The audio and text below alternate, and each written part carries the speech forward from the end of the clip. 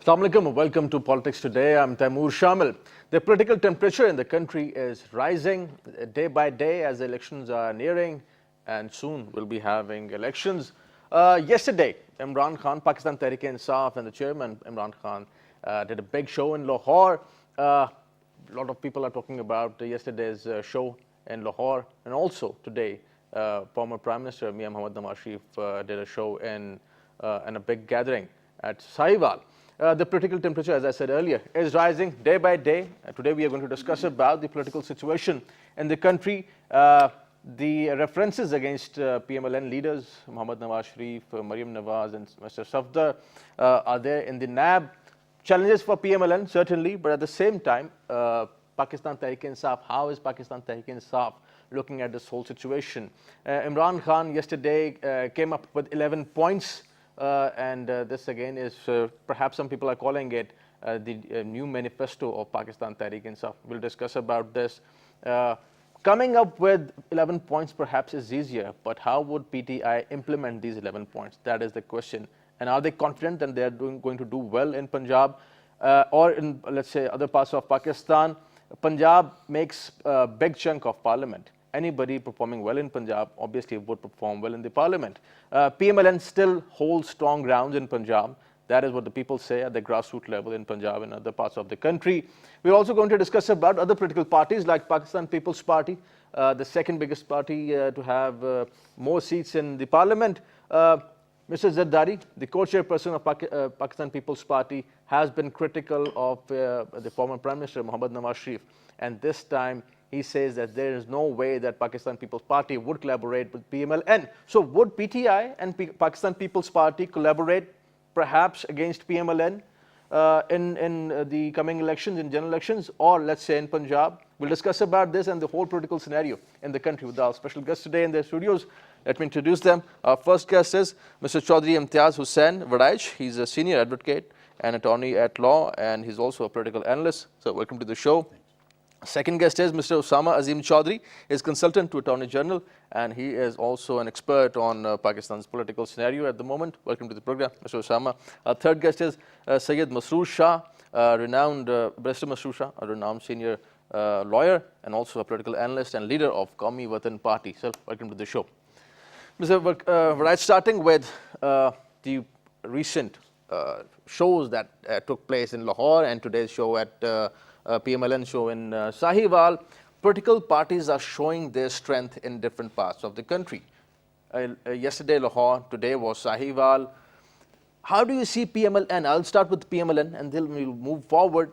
The way PML N has the leaders of PML N, I would say Mian Mohammad Nawaz Sharif and other leaders, the way they have been handling and tackling the, I would say, the difficult things that have been coming their way. How do you see that? Actually, PML is facing a little bit, I will say that very difficult situation, because they did not assess whatever has happened with them, and during even JIT proceeding, and thereafter then you see the proceeding in this apex court, they actually could not calculate exactly what is going to be happened. They took that not much seriously, I guess. But thereafter you see that in present scenario, the PML N is in a very difficult situation on at least three fronts, I must say. One is legal front, because on you see the day by day proceedings are going on NAB court, and Mian Nawaz Sharif and his family is appearing in the court as accused.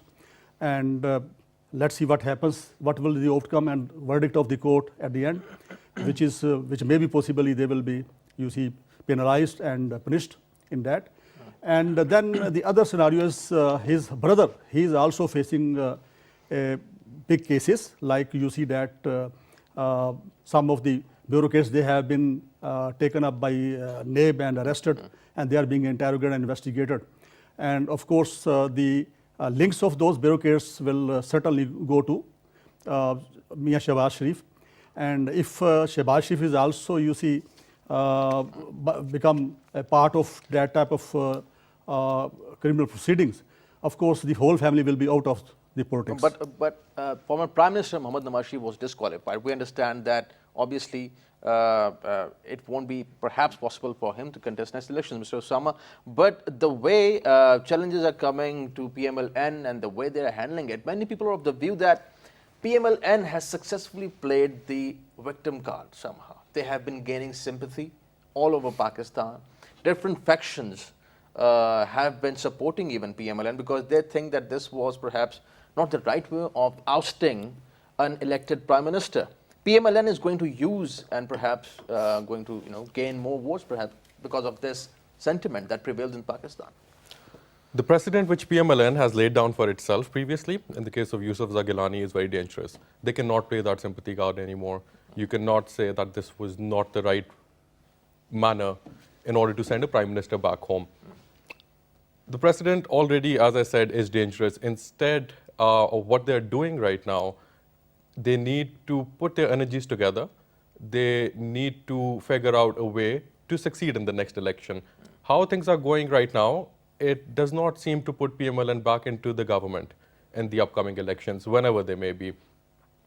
And what makes you say that? Because of what? Let's say, because still perhaps they might be having strong grounds in Punjab and other parts of the country, the way they have been reaching out perhaps to other political parties in other provinces. There are rifts within the party. Everyone knows about those. You can't just take the family. Mian Nawaz Sharif named 4 people. He named Shahbaz Sharif Saab, he named Hamza, he named Maryam. They're not just 4 people who are going to go out into the campaign. You need other people who have been affiliated with the party for much longer, 30 years, 20 years. They need to be there. They are your strength. You cannot isolate them, or you cannot isolate yourself from them and believe that you can go into the election as a family. You need to go into the election as a party, not the family. It's not a monarchy. We still live in a democracy. But still, I think, Mr. Masroor Shah, the whole politics around PML N perhaps and Pakistan People's Party, it revolves around the family. That's what it is, at the moment. That's the reality. Pakistan People's Party, let's say, PML N, Mohammad Nawaz Sharif, Mr. Zardari, they're big brand names, and that's what matters in the politics. How do you see this? Well, this is a dilemma with the politics in Pakistan. I mean, there's hardly any political party in the country other than, I guess, Jamaat-e-Islami, which has a history of electing people from the workers' ranks. All major political parties tend to hover around personalities. Whether it's the name of Bhutto, People's Party is still cashing it despite lapse of so many decades. Similarly, Nawaz Sharif is doing the same. Even small parties like PMLQ, I mean, I can't imagine PMLQ without Chaudhry brothers. Imran Khan, PTI also, though Imran Khan's children are not in the PTI, but if you see yesterday's show that in outside Minar-e Pakistan, the entire show was focused on the personality of Imran Khan alone, as if there is no other leader with the vision. I mean, life, we are all immortals. I mean, everyone has to go one day. So God forbid something happens to Imran Khan, then I guess this party would be shuttered. There is no one who is second in command. So that is a dilemma which is not confined to one political party. That's the problem. And the more we let democracy grow, the more political parties would get mature, leadership from within the ranks would emerge, and that's a continuous process. But if democracy is not allowed to nurture in this country, how can you expect because political parties, they are not organizations, they are supposed to be institutions in themselves, and it takes decades and years for institutions to develop. By damaging, Mr. Warriach, or if the very position of former Prime Minister Mohammad Nawaz Sharif has been damaged, do you think that damaging his position would also weaken perhaps PML N and their performance in Pakistan, let's say in the country, in politics? Yes, of course, because what I am seeing, that is a different scenario. After the, expiry of the period of present National Assembly and when the government will be dissolved and there will be caretaker set up, the main activities which may affect for the future scenario of Pakistan in the politics, that is that period actually, which is of 60 days. During that period, I'm assuming, and I have I'm I have great likelihood that there will lot of people who are planning to leave the one party to other parties, and there are many opportunist politicians. They are doing like this, and so far you have seen that people from South Punjab, they have left the party. In Balochistan, they have this problem. Even in Punjab, central Punjab, and even you see this Pindi side, northern Punjab, there may be a difficulty for PML N, because when the whole family will be ousted, which is expected to be ousted after the verdict of the court, if that goes against them, which apparently seems that will go against them because of the evidences and the proceedings which we are monitoring in the court. So in that case, this will be a big problem for PML, and PML maybe somebody will come forward to become the president of the PML at that time, and maybe he will not have that type of popularity to maintain this type of, majority in Punjab even. This is very important, the word that you use, popularity. Mr. Osama, popularity matters obviously a lot when you talk about politics.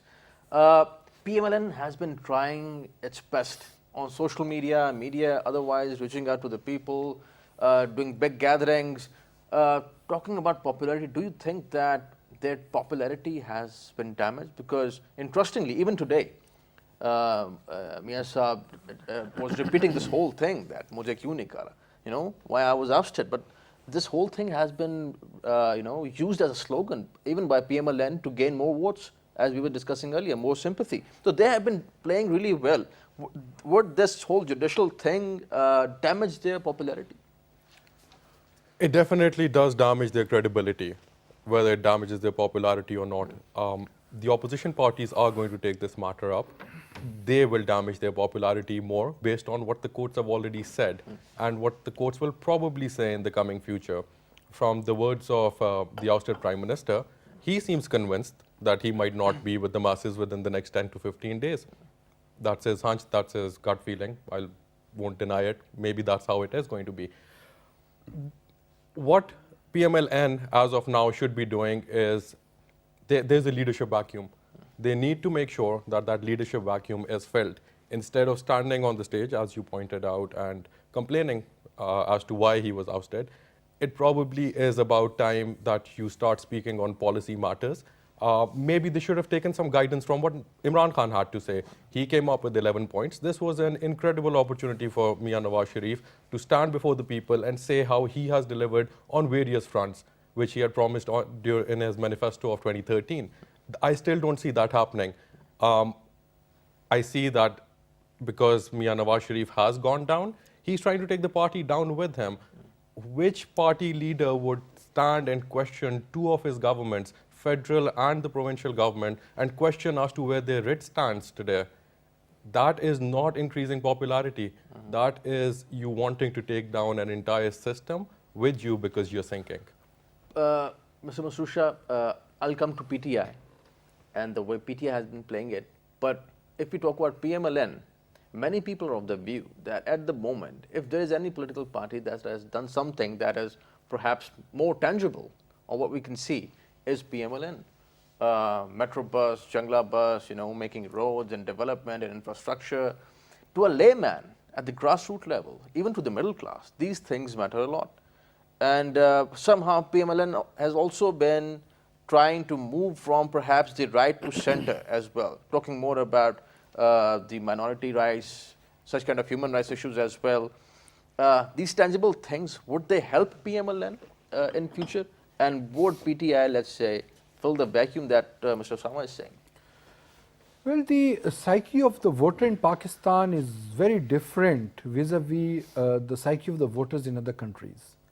In other countries, I have noticed people tend to take into account the achievements of the government, the infrastructure projects the government has undertaken. There's absolutely no qualms in admitting that as far as the performance is concerned, especially in the tangible form, PML has done a lot. I mean, I don't agree with PTI's version that, investment in building roads and infrastructure means nothing. We should invest in schools. In fact, I was in China last year and I was talking to the people who were considered as architects of CPAC, and they basically steered China into a new development era. And I was discussing with them that in our country there is a debate going on that whether we should invest first in the social sector, in human development, or should we invest in infrastructure. So they told me that in China there is a proverb that if you want development, build a road. If you want more development, build a motorway.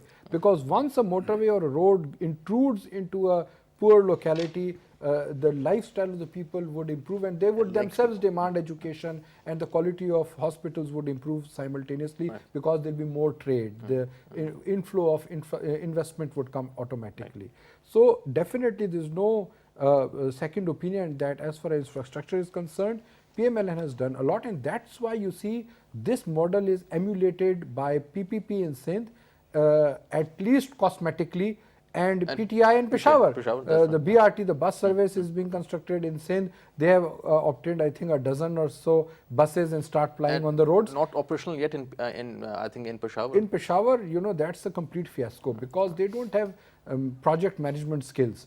The design is changed God knows how many times, and that is why the cost has escalated. That's why inconvenience to people. But they have been focusing on policing and education and schools. That's also a facade, because police police in Khyber Pakhtunkhwa have always been the best in the country. I myself hail from Peshawar, and you would have hardly heard of any incident of gang rape inside a police station or extra custodial killing, because it's not part of the culture. It's a tribal background.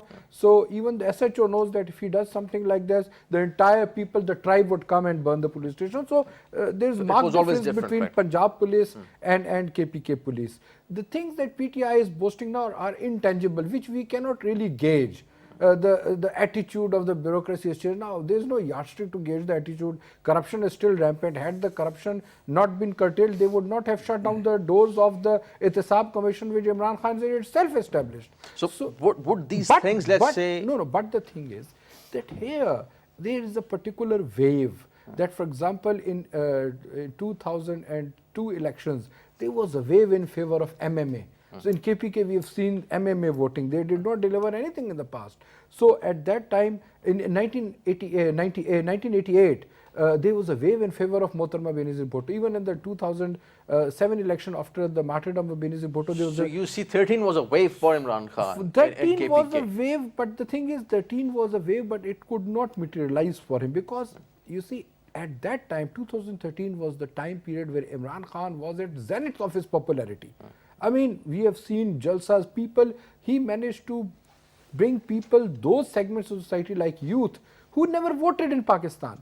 But even with that height of popularity, he could not translate his popularity into votes. That is the most important thing, Mr. Bright, that how would PTI, after doing yesterday's show in Lahore, it was a big gathering.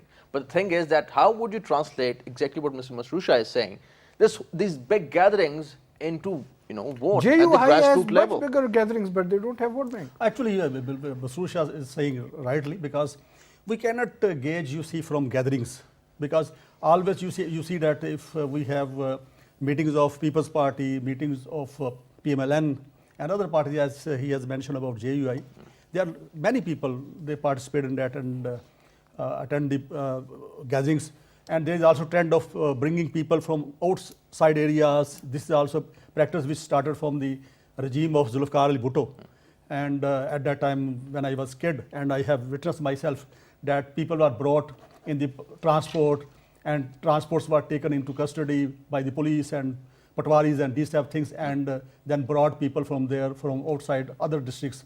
So this is the practice which is being followed by most of the political parties. So we cannot gauge exactly. And also some politicians from other political parties have been trying Pakistan Tehreek-e-Insaf. So people have also been criticizing this act as well. So let's let me conclude, because one thing is which is you see goes in the favor of Imran Khan.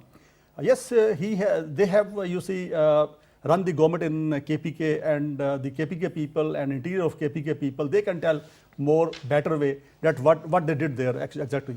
But I think that they deliver a little bit, because I have seen, I was in Dubai, and there was a driver, he was driving that cab, and I asked him, and he was from Kohad, you see. he shared with me that he was satisfied with about you see performance of Patwaris, Right. police stations, because these are the areas where common people they have to go. Right, right. So they have done little bit there. And the second thing which goes in the favor of Imran Khan is that he has not been tested in other three provinces so far. So maybe he will get that you see sentiment of the people. Maybe they will say that okay, we should give one opportunity to Imran Khan to form a government at center once. So he should be tested, and thereafter they can decide later on that how, because already People's Party has been tested many times. PML N has been tested 3 times, you see. This is, by the way, a But very it's interesting ironic argument. that And a all ve- those who have been tested, they are now in the PTI. No, but even then, yes, I agree with you. But you are from, I guess, NAB, No, call me within party. National Awami Communist Party. Party, yes. So certainly, because you will say whatever you will say, No, you but will the have thing is that sentiment of being a person from KPK and also looking at the grassroots level, things are interesting, certainly. I'll put this question, the next question, to Mr. Osama. But before that, we're going to take a break. And after the break, we'll discuss about the ongoing political situation, big shows by Pakistan Tehreek-e-Insaf and PML N today in Sahiwal. The challenges for PML N, and after the break, we'll discuss about Pakistan Tehreek-e-Insaf, prospects for them, and would in future People's Party and PTI collaborate against perhaps PML N. We're going to discuss about this after this break. Stay with us.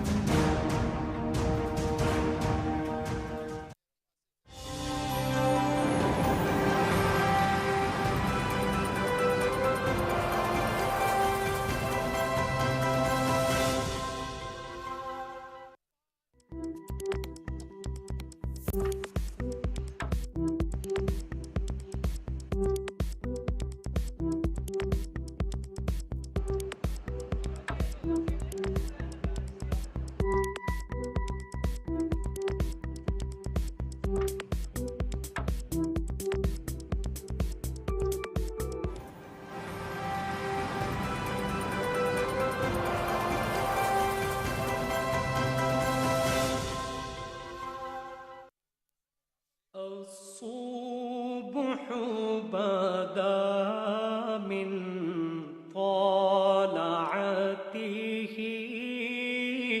والليل دجى من وفرته الله الله الله الله.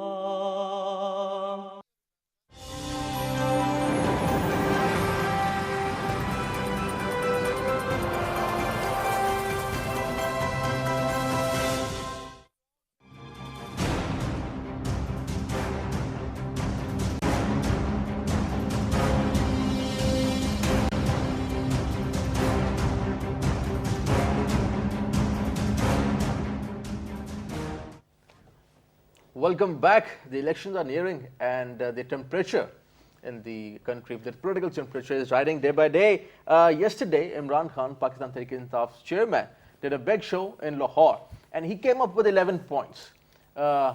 People have been criticizing it, but some people have been celebrating these 11 points because, according to some people, this was the first time perhaps there were a few points that Pakistan Tehreek-e-Insaf came up with. There are education, health, taxation, corruption, investment, technical side, and also housing for the poor, tourism, and many other points. We're going to discuss about these 11 points and how would Pakistan Tehreek-e-Insaf translate all these 11 points, let's say, how would they perform and how would they implement these points? Because the points are great, the rhetoric is great, it's perhaps a political rhetoric, but Mr. Osama, implementing these points is, I would say, a bigger issue for, would be perhaps for Pakistan Tehreek-e-Insaf, as we were discussing earlier.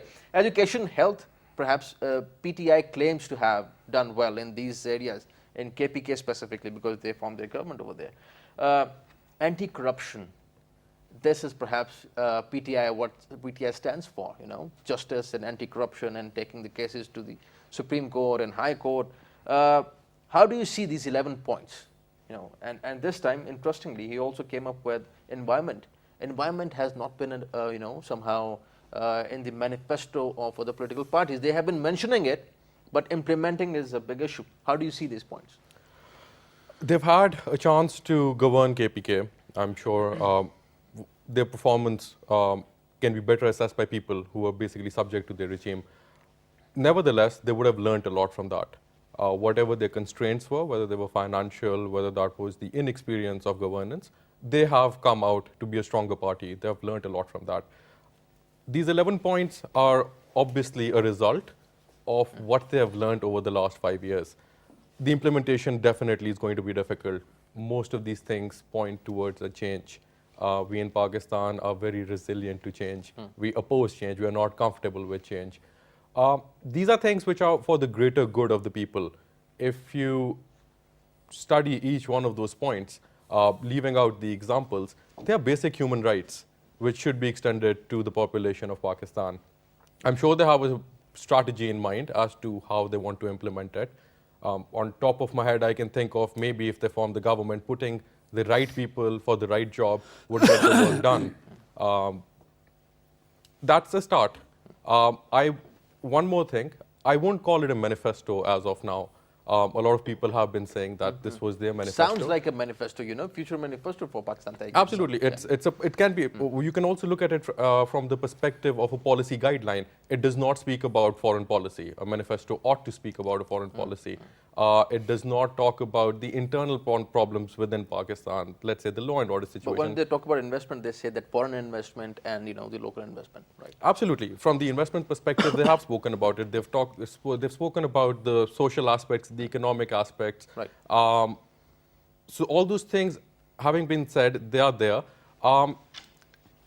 As I said, they've learned from what they have governed. If they are given the chance, if they come into power in the center, at least the vision is good. What they're doing is they're actually willing to invest into the people. As Barrister Masroor Shah said, in China they say, make a road and would lead to development. There are abandoned roads as well. Not always would that actually help the cause of the people. If you invest in the people, wherever the people move, they would take those skills with them. They would actually help your economy flourish. A road might just be a victim of an earthquake. You never know that. This is a good point. So talking about priorities, basically, we have to focus on what do people want at the grassroots level. Roads, Mr. Masroor Shah, certainly they're going to help people, but at the same time, what Mr. Osama is saying, that investing in health and education, this is what people want now, at the moment. We have 60% of our population is young people asking for change. They expect change. These 11 points, how do you see them? Well, this is yet another facade created by PTI in the eyes of the people. Most of these points that Imran Khan has urged and said that this is the target, this is the goal that he intends to achieve if given power, these are all provincial subjects. I mean, I am accompanied by very seasoned and senior lawyers. They would agree with me that health, education, they are all provincial subjects. Especially after 18th Amendment, all these subjects are devolved to the provinces. And Imran Khan had full 5 years to show it to the other provinces, show it to the country, what specific changes, what concrete changes he has brought about in education. Have we seen is in Khyber Pakhtunkhwa, the disparity between the schools in private sector and public sector diminished? No. He said that syllabus would be one. Has it become one? No. Similarly, in fact, the results, he claimed that the results of the public schools have become better than the private. It is also a farce. Then in hospitals, how many new hospitals have been established in Khyber Pakhtunkhwa? You go to the the biggest hospital in Khyber Pakhtunkhwa, the situation is as bad as in any other hospital in the country. Something that Chief Justice I've been talking about as well in KPK when he went there. So we see it from our own eyes at the ground level. So of course, if you look at the social media sites, Facebook, Twitter, of course there's a lot of change in KPK, I admit. But on the ground situation has not changed. Even tourism is a provincial subject. How many new tourist sites have been opened? Imran Khan, instead of delivering in the province where he was given the power, and in fact, the entire country would have other people from other provinces would have emulated, followed him, if he would have had something to show on the ground. I mean, what a pity that after 5 years of ruling a province, all Imran Khan boasts in the public rallies about the World Cup, is about the Shaukat Khanum Hospital. I mean, there is not a single thing which he can show to the people that this is the change he brought about in the medical sector, this is the change he brought about in the education sector. In fact, again, I'd give you one more example. There is a very renowned organization, Alif Elan, which has conducted an education survey of all the provinces. It's an impartial body, and a delegation of representatives of all political parties, including PTI, our Qaumi Watan Party, Noon People's Party, it was formed, and we visited capitals of all the provinces. We inspected the education system in Sindh, Balochistan, Punjab and KPK, and we found that the best performance in education was that of Punjab, and it's an informal, independent figures have suggested that. So, you see, on the Facebook, on the Twitter, it's a different ball game. But hardly anybody knows that these things that Imran Khan is saying that he will achieve, these cannot be achieved by becoming a prime minister. A chief minister is a better positioned person as far as the constitution is concerned to bring about the changes, and he has failed to do so. This is a very, I would say, interesting and powerful point, because these 11 points that Mr. Khan has come up with are basically subjects that come under the 18th Amendment, provincial subjects, Mr. Warriach. Yeah, yes, I agree with that. Some of the points those are you see being dealt by the provincial governments, like you see police, health, education, as Barrister Masroor has mentioned. These are provincial subjects, and even environment is also now a provincial subject. But this is all these subjects except strong federation. Otherwise, yeah, the 10 points are the provincial subjects. And in strong federation also, he only talks of southern Punjab. He doesn't talk of Hazara, doesn't talk of Karachi as a province. He has mentioned actually two areas. One, he wants to bring FATA in mainstream line of the federation, and the second is southern Punjab. He wants to constitute a administrative province, not constitutional province. This is also a question. Right. I guess nobody mentioned that, because there is difference between constitutional province and administrative province. Like we have Gilgit, Baltistan, and that is our administrative province. Right. And so the status of southern Punjab will not be likewise as the other provinces will enjoy, which is the constitutional provinces. So this is a thing. And secondly, the environment, that is a big challenge in the future. You see that in future globalization and global change, global environmental change is going to be happen, and you see that water is reducing in all the continents, especially so global warming and climate change is a big issue. And this is a big challenge, and we have to focus towards, and future governments, they have to focus towards to have more trees, more develops forests, right. And then so that it may impact on weathers. And of course, when weather will be good, and there will be possibility of more rains, more snowfall, because of that we will have more reservoirs of water. Right. So that is that has been given a big importance in the 11 points, which is new. My feeling is that slogans are always good. You see, like Roti Kapda Makan of People's Party was very good slogan. But Bhutto and Bhuttos, they could not do that. Similarly, Mian Washif has good slogans as well. He has also very good manifesto of previous election, and next manifesto will also be good. But we have to see who practically demonstrate that and implement that manifesto. So this is a big question mark for Imran's 11 points, whether these will be religiously implemented and enforced if he is given an opportunity to form a government. Right. Mr. Osama, now after this, what PML N has said, doing big show on PTI, where do you see Pakistan People's Party? Because interestingly, they played somehow, if you can call it, well in the Senate polls. They managed to have, the opposition leader and also the person who is now the head of the cabinet. How do you see that, the whole thing, the way People's Party has been playing it? Well, People's Party has been playing their game as they see best. I don't see them coming in Punjab. As far as Punjab is concerned, the main contest is going to remain between PML N and Pakistan Tehreek-e-Insaf. As far as Sindh is concerned, that is something they can consolidate. They've been working heavily towards Karachi.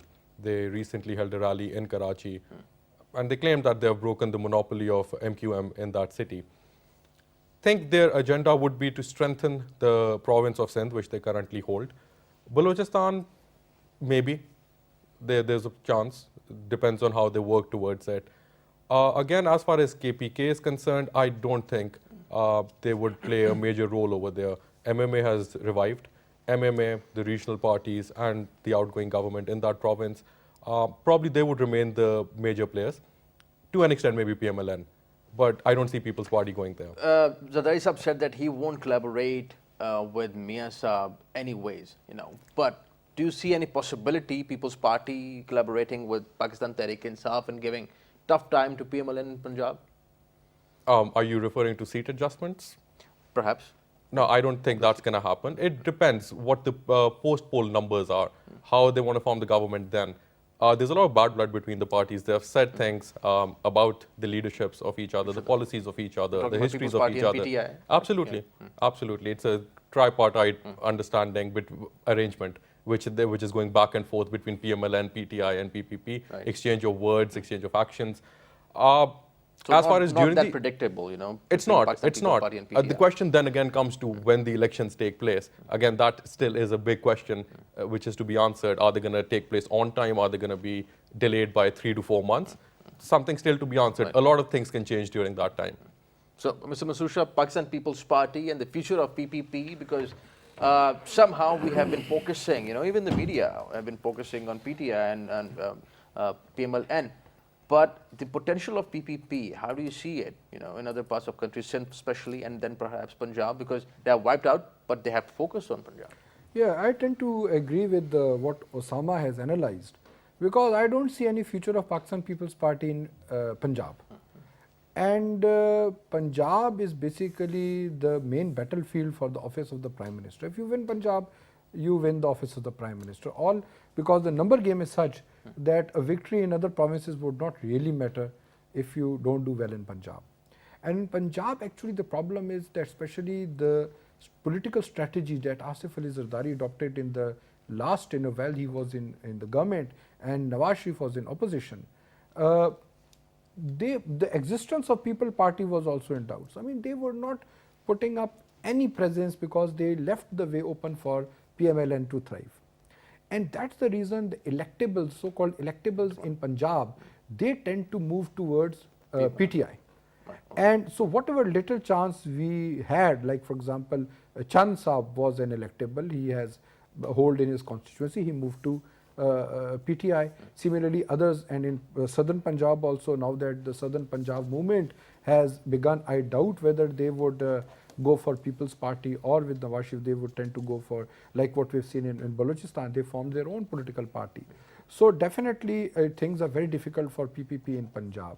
KPK also, I doubt if they can get more than 2 or 3 seats, then that would also be because of the candidates that they choose, they might have their own personal vote bank. Other than that, party vote would not really help them win even a single seat. Balochistan, though it is said that Balochistan Awami Party has some sort of inclination towards People's Party, but they will register their own political parties. After the election, if they tend to vote for a People Party candidate, go for coalition, that's a different thing. But I don't see existence of People's Party. In Sindh, I think the emergence of popularity of PTI and especially the PSP factor, that would really create a dent. And I see People's Party making a government in Sindh, but with very feeble majority, because the numbers would drop down. Even in interior Sindh, we have seen the nationalist parties are gaining vote. But I don't think so. It will be completely swiped out in Sindh. So PTI and PSP perhaps are going to forge be an alliance, a and then challenge the for nationalists, People's the Party in nationalists, Karachi as well. I think and Sindh. PTI, People Party will basically face a formidable opposition in terms of PTI, PSP and nationalist parties. We should not discount the nationalist parties from interior Sindh. I see 50-50% chance even they, the opposition alliance, they make government by a slight majority, or People's Party, I see there's more probability of People Party coming back into the power, but with very thin majority. Mr. Warriach, at this point, that electables are going to play a a key role perhaps in coming elections. Many people are of this view. I know people personally. You know many people who have been there since, I would say, 2002, 2003. Still in the power, and these electables are going to play a major role in the coming elections. How do you see it? Their part. Yeah, you see that as I have mentioned earlier, the initial period of caretakers, first 15 days maybe, and that will start maybe by the mid of this month of May. Then the scenario maybe will emerge, and there will be a lot of changes. People will come from one party to other party. Like many people, they are going to join and PTI, and similarly some people from maybe PML N, they will also join PTI in some areas. And similarly, you can say that Pakistan People's Party, as Masroor Shah has very rightly, visualized and shared with us his analysis, that Pakistan People's Party will have no, much room in Punjab, and similar is the situation in Balochistan and KPK. However, in Sindh, yes, there will be provincial government of People's Party apparently, which seems because of interior Sindh. In Karachi and Hyderabad, there will be very, very split, because PSP has emerged a new setup, a new party, and some seats PSP will take, but not full Karachi and Hyderabad as per my analysis. However, the other two factions, I'm looking forward, and I am assessing that there is possibility between re-alliance between these two groups of MQM, Dr. Farooq Sattar and Bahadrabad group. They will have realigned, and they will again come on one platform. And but even then, the big dent which MQM will face, that will be from PSP, not from other parties. Pakistan People's Party will not have much seats in urban area in Sindh, like Karachi and Hyderabad, and those traditional areas, like they can get some seats from there, but possibility is there that more they will lose there because of the government, and government is not popular, and especially in rural area. I have visited interior Sindh as well, and I have know the sentiments of people. Most of the people, they are very much, not happy with the performance of Pakistan People's Party during this tenure, and there were a lot of problems for agriculture, water, and other things, and law and order situation, and even that the area. But there is abject poverty in Sindh. People are not happy with, let's say, the political situation and perhaps the way government is performing, but somehow People's Party manages to gain ground or gain more votes in Sindh. But Mr. Osama, talking about this whole thing, Pakistan People's Party, the way they have been playing, their political perhaps vision, people are of the view that if the way Pakistan People's Party played in the Senate polls, though PML N has the majority, but they could manage, to have Mr. Sanjani as the chairman Senate, and also the opposition leader, Sharif. People think that because of Senate, perhaps People's Party can play well in the general elections as well. Do you see People's Party playing well in general elections? Senate polls is a game of numbers, let's say, but general elections would be a different ball game altogether. Okay, you can't correlate the two. It's apples and oranges. The electoral college for both these elections is completely different. The electoral college for the Senate elections was the provincial assemblies. For the upcoming elections, they will have to reach out to the masses. Two completely different scenarios. I don't see the link between the two. Otherwise, based on what they have done, what they will be willing to sell to the people, as I said, probably Sindh is the only province where they are most likely to form a government, not anywhere else. Maybe they might bag a seat or two in Punjab, as Barrister Masroor Shah pointed out, but that also will be because of the electables, because of the figures, because of the personalities, not because of what they have done. Mr. Masroor Shah, now winding up the whole discussion, I'll just raise a few points. Looking at the economic survey, what happened in last 5 years, PML N somehow we see has performed well according to some people.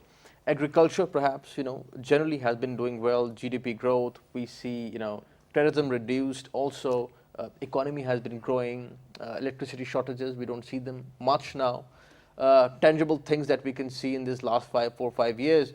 PMLN and their prospect in the next coming elections and the whole idea of development and performance, how do you see that? Would that matter in next elections? Well, the thing is that the pointers that you're pointing out in economy, they basically are there on the textbook, and people like you and my fellow panelists who have the acumen to understand these things, they can appreciate.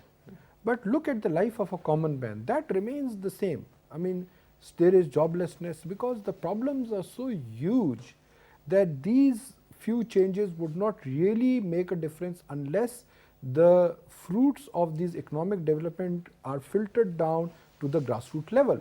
For example, CPAC is a game changer, but at the moment its fruits have not, its benefits have not yielded down to the common man. It will take some time. So by the time this happens, only then the economic development and the policies, the good policies that a government, any government initiates would really be a factor in the elections. At the moment, if we see load shedding, this is definitely a negative factor for any incumbent government. Look at the PMLQ government, it has also did very well. But at the end of the day, when people were facing electricity shortages in the elections, people did not vote for them. The People's Party government, though did not have any credible big infrastructure project at their credit, but they started Benazir Income Support Program, which was a very good program for the downtrodden segments of the society. Actually, people, the psyche of the voter, I have said, it's very different. A common voter does not look into these things. He hardly reads the manifesto. Right. You open the manifesto, political parties the same. Their psyche is that if, whether the candidate came to the funeral of my father, whether the candidate came to rescue my brother who was in police custody. So these are the factors, the local, every election is local, all politics is local. So their local issues, their local problems, they would tend to have more weight rather than these big policy issues of economics and foreign affairs, etc. Right. Mr. Masroor, thank you for joining us. Gentlemen, thank you for joining us. Thank you for your time. Mr. Warriach, pleasure having you on the show. Mr. Osama, thank you for joining us. Thank you for your time. Mr. Masroor, pleasure having you on the show. That's all from today's show. We discussed about the political scenario, Pakistan Tehreek-e-Insaf, PML N, Pakistan People's Party. How would they perform in next upcoming general elections? The political temperature is rising, but the real thing is that how would a layman, a common man in Pakistan would benefit from all those points, let's say, or all those that rhetoric that is being used in these big rallies. Thank you for watching today's program. See you next time. Khuda Hafiz.